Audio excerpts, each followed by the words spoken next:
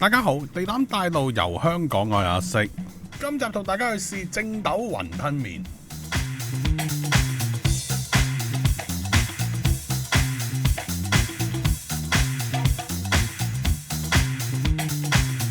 今日去咗太古城，除咗有冰場之外，仲有呢個好巨大嘅鐵甲萬能俠。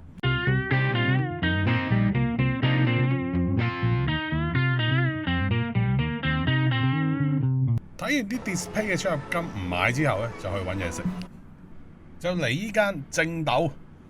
但我唔知佢係咪讀正斗㗎。喺門口等位嘅時候就同大家揭下個 menu。咁價錢貴咧就預咗㗎啦。咁普通嘅點心咧都係40-50蚊一籠。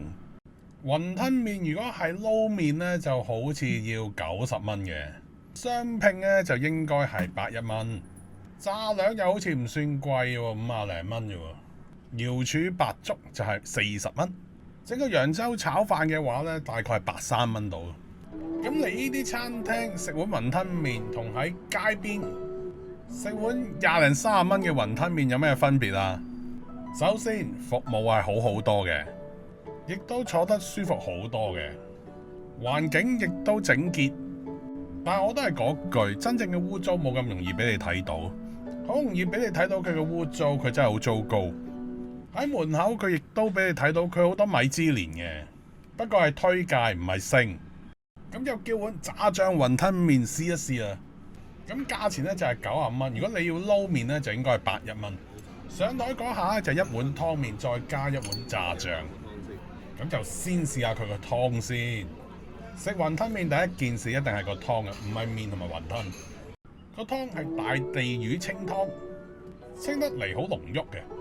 你20-30蚊碗嗰啲牛腩鋪食嘅雲吞麵呢，嗰啲係豬骨湯或者牛骨湯，更有可能係味精湯。咁所以咧，兩者係好難比較。除咗係唔同級數，更加可以話係唔同一樣嘢。再試下佢個雲吞先，佢就係傳統風格細細粒嗰啲小雲吞。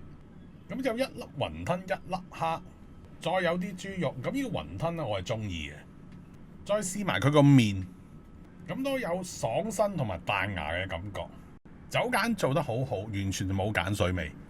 但係呢個雲吞麵係冇味嘅，佢係冇蛋香味嘅，同埋真係去比較呢蜜字頭嗰啲同埋何鴻記咧。咁呢度正斗呢個湯係比較遜色啲，咁當然一定好過嗰啲20-30蚊嘅豬骨湯底啦。咁再試下餡一紮麵落去呢個炸醬度，咁就扒嚟食啦。咁個炸醬就冇乜特別，而當你好大啖去扒啲麵呢，我又覺得佢彈牙亦都唔係太夠嘅，就冇咗食得好爽皮嗰種感覺。再試埋佢個白粥先，咁就價值40蚊，就比何鴻記貴2蚊。上台嗰下有啲乾瑤廚師就灑起面嘅，咁呢啲呢就有啲此地無銀。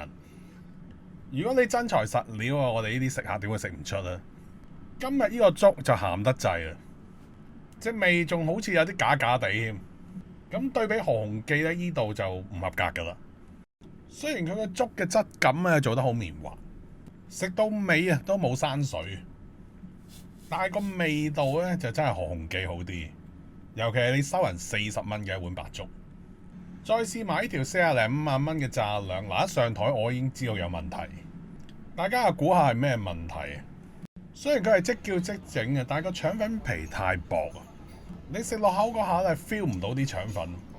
如果我食唔到腸粉，點解我唔叫翻一條油炸鬼啊？另外啲甜豉油同埋啲麻醬甜醬冇乜特別，普通嘢。但係依碟炸兩係收你40-50蚊嘅，再加上個油炸鬼係唔脆身，口感亦都煙韌得滯，有少少咬唔開啊！整體嘅感覺有啲接近上次食西記嘅隔夜油炸鬼炸兩，但係嗰度賣19蚊，呢度賣40幾50蚊。雖然呢度係太古城，嗰度係太子大角咀啊。有去到我心目中雲吞麵排行榜嘅時間，我會以湯鹹鮮麵雲吞落韭黃定係落葱，係咪交碗交匙羹，再加上價錢去評論每一間雲吞麵嘅排名。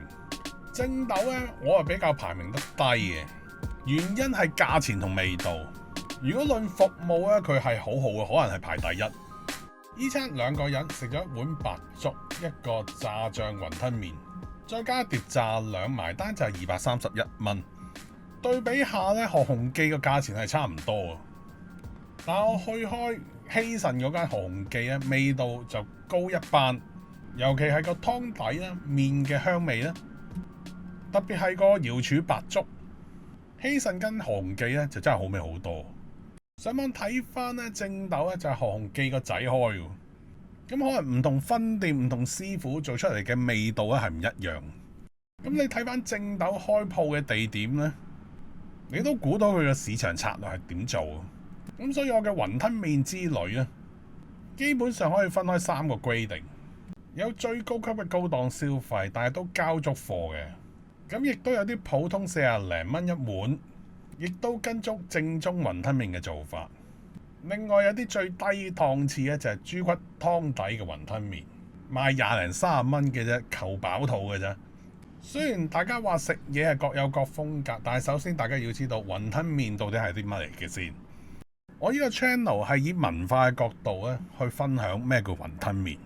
如果大家想同我一齊行呢個雲吞麵之旅，記得 like、share 同埋 subscribe 呢個 channel。呢條片咧講咁多，拜拜。